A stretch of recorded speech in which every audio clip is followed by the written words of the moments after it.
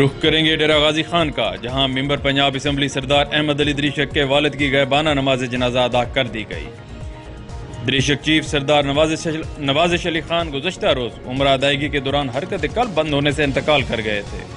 جن کی نماز جنازہ مسجد نبوی میں ادا کر کے جنت البقیع میں تدفین کی گئی تھی، جبکہ مرحوم کی غائبانہ نماز جنازہ ڈیرہ غازی خان کرکٹ اسٹیڈیم میں ادا کی گئی۔ غائبانہ نماز جنازہ خطیب دریشک جامع مسجد قاری عابد حسین نے پڑھائی۔ نماز جنازہ میں سیاسی و سماجی و مذہبی شخصیات سمیت سینکڑوں معززین علاقہ نے شرکت کی۔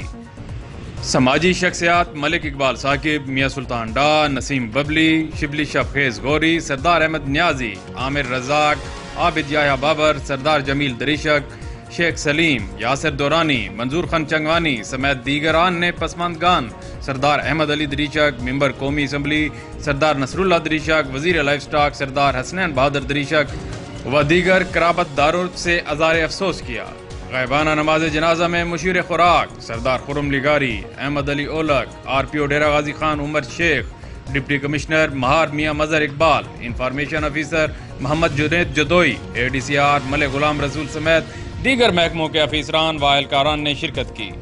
مرحوم کے اصال ثواب کے لیے قرآن خوانی بروز جمعرات صبح 9 بجے راجن پور سپورٹس اسٹیڈیم میں ادا کی جائے گی۔ ڈیرہ غازی خان غائبانہ نماز جنازہ میں سیکورٹی کے فل پروف انتظامات کیے گئے تھے، جبکہ ڈی پی او عاطف نذیر نے سیکورٹی کے انتظامات کو خود مانیٹر کیا۔